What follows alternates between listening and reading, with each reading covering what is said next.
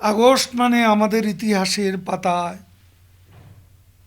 এক কলঙ্ক গাথা।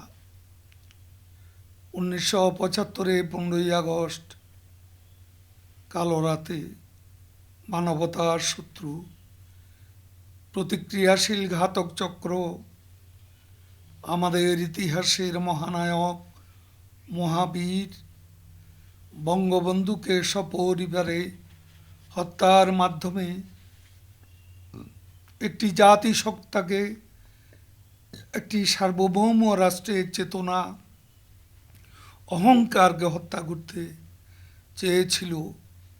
মসজিদের মিনারে যখন আজানের ধ্বনি উচ্চারিত হচ্ছিল, তখন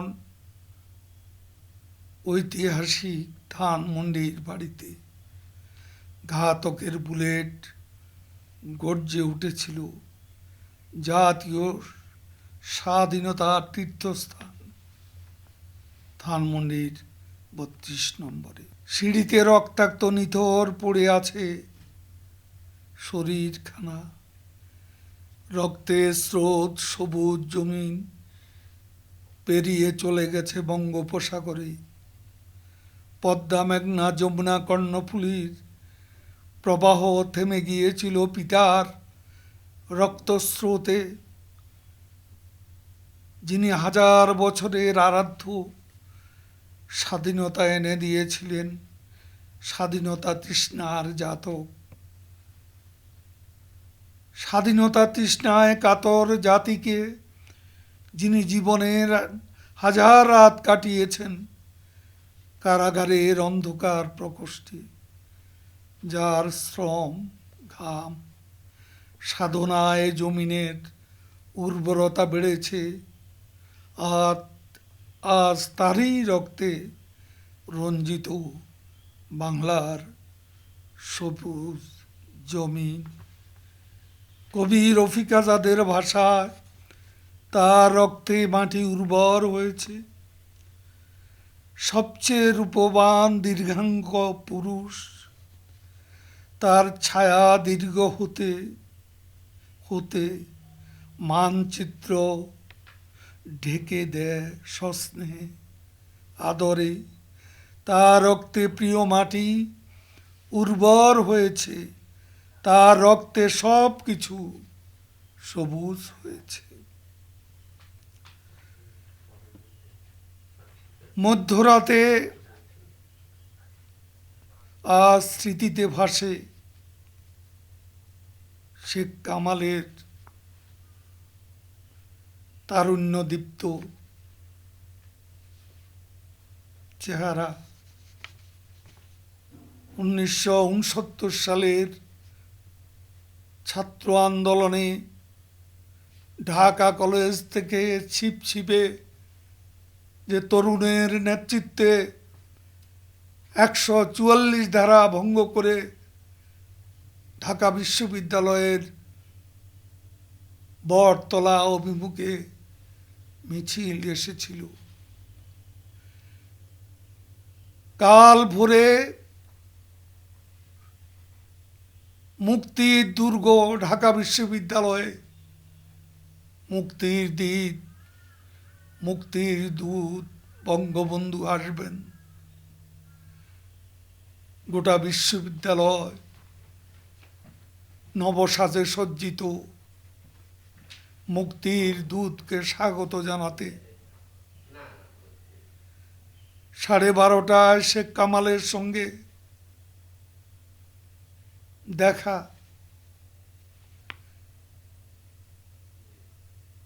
নবপরিণতা বধূ রোজি সুলতানা কামাল গাড়িতে অপেক্ষমান। শেখ কামাল বললেন, আমি ভোরে ভোরেই চলে আসব, আবার দেখা হবে। চলে গেলেন, ভোরে আর দেখা হয়নি। ভোর হতে না হতেই আমাদের ভালোবাসার ফুলগুলো শুকিয়ে গেল, রক্তাক্ত হয়ে গেল। সম্বর্ধনার মঞ্চ।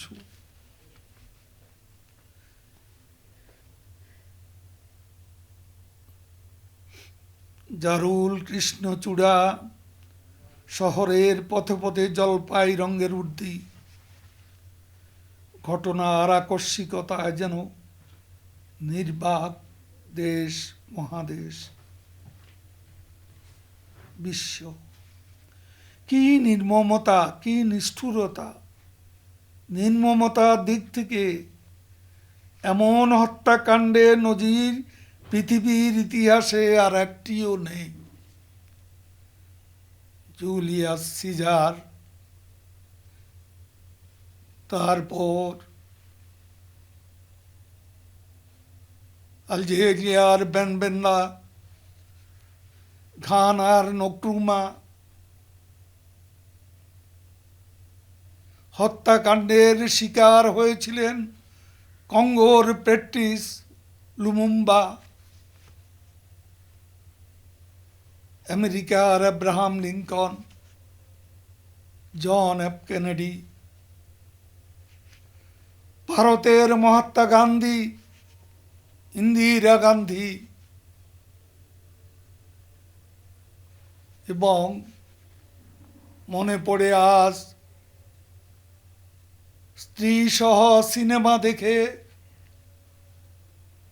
সুইডেনের রাজপথ ধরে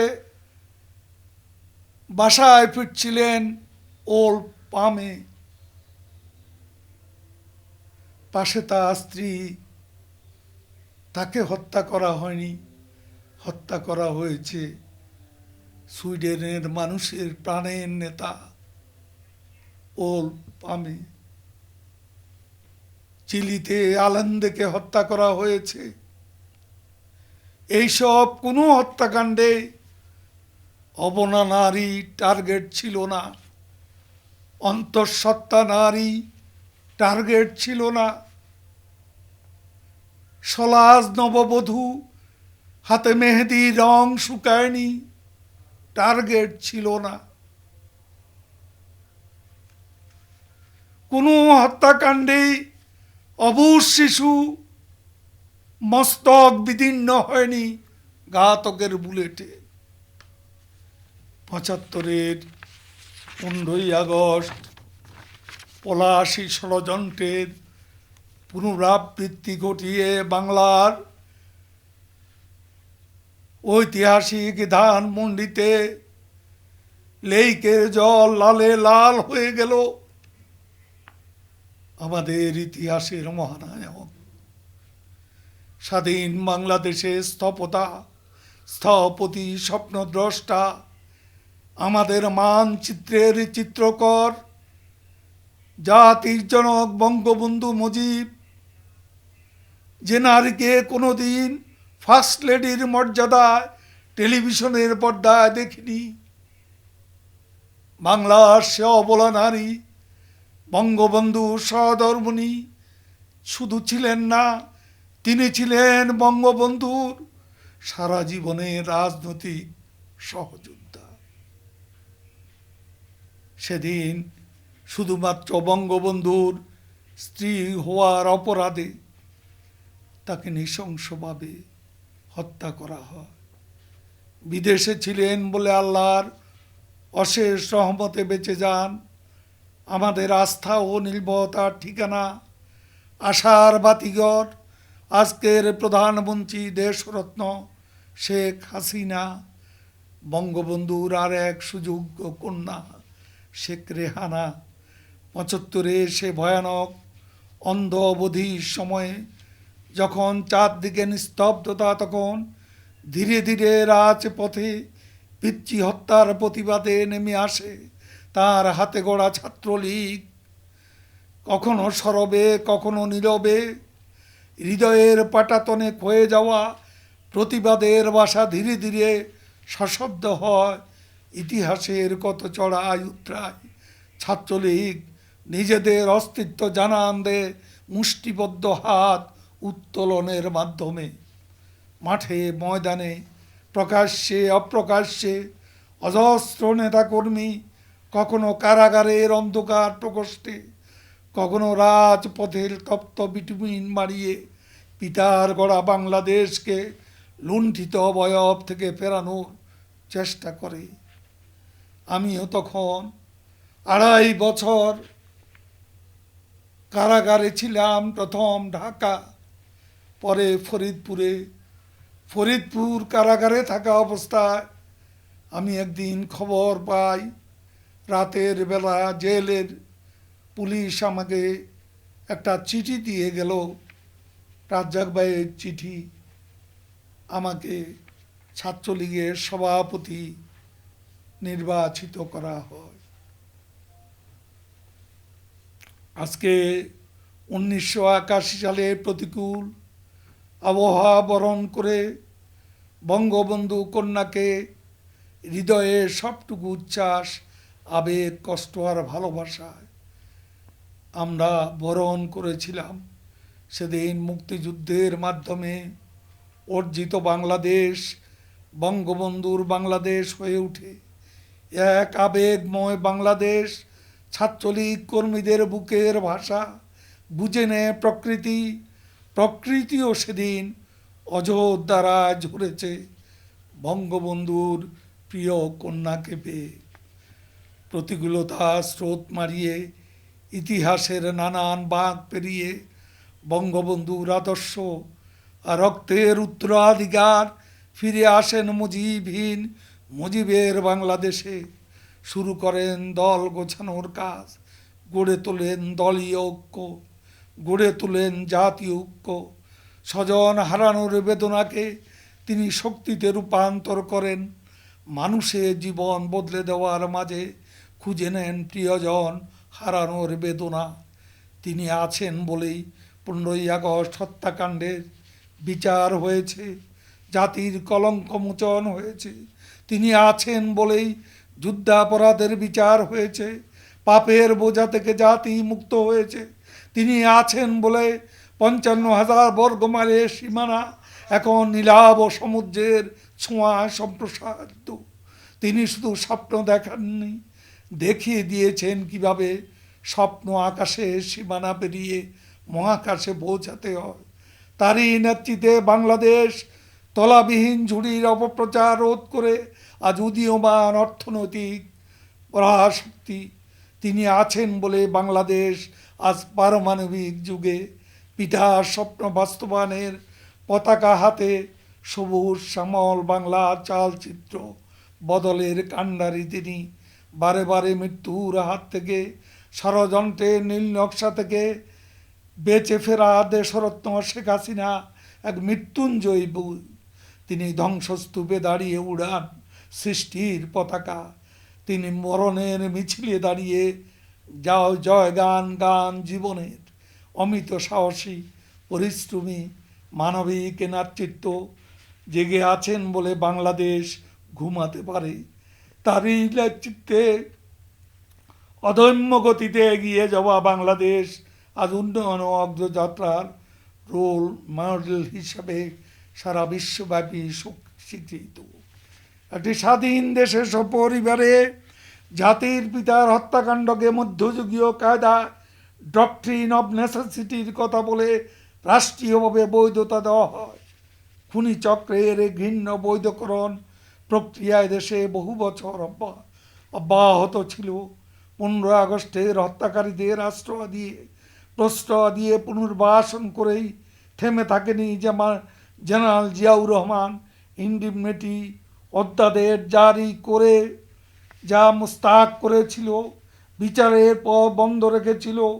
পঞ্চম সংশোধনীর মাধ্যমে সংবিধানে বিচার বন্ধের বিধান যুক্ত করে মহান মুক্তিযুদ্ধের মাধ্যমে অর্জিত দেশের সংবিধানকে কলঙ্কিত করেছিল সেনাপতি জিয়াউর রহমান।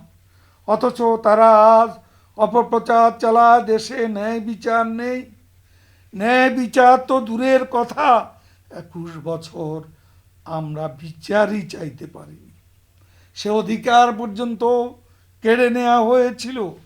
তারা মানবাধিকারের বুলি আওড়া কারা 21শে আগস্ট গ্রেনেড হামলা চালিয়েছিল, যার প্রাইম টার্গেট ছিলেন বঙ্গবন্ধুর কন্যা শেখ হাসিনা। আমরা সত্য উচ্চারণ করলে মির্জা ফখরুল সাহেবরা বলেন জেনারেল জিয়াকে ছোট করা হচ্ছে। বঙ্গবন্ধুর খুনিদের কে নিরাপদে দেশ থেকে সরে পড়ার সুযোগ করে দিয়েছিল? কে খুনিদেরকে পুরস্কৃত করেছিল বাংলাদেশের বিভিন্ন দূতাবাসে চাকরি দিয়ে? মুজিব হত্যার বেনিফিশিয়ারি খন্দকার মোস্তাক, যাকে প্রধান সেনাপতি বানিয়েছেন। আমরা সত্য বললে তাদের নেতাকে ছোট করা হয়। খুনি আর খুনের মদতদাতাকে ইতিহাসের কাঠগড়ায় জবাবদিহি করতেই। 15ই আগস্টে নির্মম হত্যাকাণ্ড, 21শে আগস্টে গ্রেনেড হামলা, একই ষড়যন্ত্রের ধারাবাহিকতা। 15ই আগস্ট প্রাইম টার্গেট ছিলেন আমাদের ভৌগোলিক মুক্তি স্থপতি বঙ্গবন্ধু শেখ মুজিবুর রহমান, আর 21শে আগস্ট গ্রেনেড হামলার প্রাইম টার্গেট ছিলেন আমাদের অর্থনৈতিক মুক্তির স্থপতি দেশরত্ন শেখ হাসিনা। 2001 সালে ক্ষমতা আসার পর গাজীপুরে আওয়ামী লীগ নেতা আহসানুল্লাহ মাস্টার, সাবেক অর্থমন্ত্রী শাহ কিবরিয়া, খুলনায় মঞ্জুরুল ইমাম, নাটোরের মমতাজ সহ 21,000 আওয়ামী লীগ নেতাকর্মীর রক্তে দেশকে তারাই তো মৃত্যু উপত্যকায় পরিণত করেছিল। সাংবাদিক মানিক শাহর রক্ত, যশোরে সাংবাদিক শামসুদ্দিনের রক্ত আজও আমরা ভুলিনি। ফাহিমা, মহিমা, পূর্ণিমা কত শত নারী ধর্ষণের শিকার। সংখ্যালঘু সম্প্রদায়ের উপর নির্যাতন, 71-এর পাক হানাদার বাহিনীর নির্যাতনকে স্মরণ করিয়ে দেয়। ছাত্রলীগ নেতা মাহফুজ বাবুকে অপহরণ করে গুম করেছিল কারা? লাশ পর্যন্ত পাওয়া যায়নি। তারা আবার দুর্নীতি, অনিয়ম নিয়ে কথা বলে। বিএনপি আর দুর্নীতি শব্দ দুটি অনেকটাই সমার্থক। তাদের সময় দেশ 5বার দুর্নীতিতে বিশ্ব চ্যাম্পিয়ন। দুর্নীতিকে তারা প্রাতিষ্ঠানিক রূপ দিয়েছিল। দলীয় গঠনতন্ত্র থেকে 7 নম্বর ধারা বাতিল করে আত্মস্বীকৃত দুর্নীতিবাজ দল হিসাবে যারা নিজেদের স্বীকৃতি দিয়েছে, তাদের মুখে অনিয়ম, দুর্নীতি নিয়ে কথা বলা ভূতের মুখে রাম রাম ধ্বনির মতো। এদেশে তরুণ সমাজের প্রাণের স্পন্দন বাংলাদেশ ছাত্রলীগের নেতাকর্মীদের সতর্ক করে দিয়ে আমি বলতে চাই, হত্যা ও ষড়যন্ত্রের কুশীলভরা এখনও আছে। এখনও দেশে বিদেশে ষড়যন্ত্র চলছে। উন্নয়ন বিরোধী অপশক্তি এখনও চারপাশে মাথা লুকিয়ে আছে। উগ্র সাম্প্রদায়িক অপশক্তি এখনও সুযোগের অপেক্ষায় আছে। তারা উন্নয়ন, শান্তি, স্বস্তির বাংলাদেশ চায় না। শেখ হাসিনার নেতৃত্বে সমৃদ্ধ আগামীর পথে এগিয়ে যাওয়া তাদের গাত্রদাহ। তারা এদেশকে পাকিস্তানি ভাবধারা নিয়ে যেতে চায়, আবারও চায় সংঘাতে জর্জরিত রক্তাক্ত প্রান্ত। সাম্প্রদায়িকতার বীজ বাষ্প ছড়িয়ে দেশের এগিয়ে যাওয়া বন্ধ করতে চায়। শিক্ষাঙ্গনগুলোতে নানান কৌশল আর অপকৌশলে অস্থিরতা তৈরি করতে চায় ঘোলা পানিতে মাছ শিকারের সুযোগ। কিন্তু যতক্ষণ দেশরত্ন শেখ হাসিনা আছেন, বাংলাদেশ ছাত্রলীগের অদম্য তরুণরা আছে, ততক্ষণ কোনো ষড়যন্ত্রই ইনশাআল্লাহ হালে পানি পাবে না। দেশরত্ন শেখ হাসিনার নেতৃত্বে সমৃদ্ধ আগামী বিনির্মাণের অগ্রযাত্রা এগিয়ে যাবে। আমি অগ্রযাত্রার এ সময়ে ছাত্রলীগকে সুনামের দ্বারা নিজেদের ধরে রাখার আহ্বান জানাচ্ছি।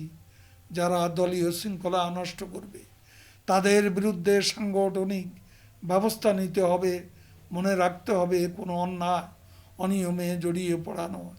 অনিয়ম দুর্নীতির বিরুদ্ধে শেখ হাসিনার শুদ্ধি অভিযান সকলের জন্য অভিন্ন বার্তা বহন করছে। বঙ্গবন্ধু নেতৃত্বে মহান মুক্তিযুদ্ধে লাখ শহীদের রক্তস্রোতে এদেশের প্রতি ইঞ্চি ভূমি হয়েছে পবিত্র, প্রতি ইঞ্চি উর্বর ভূমি এখন উন্নয়নের ফসলে ভরে তুলছেন উন্নয়নের কাণ্ডারি শেখ হাসিনা।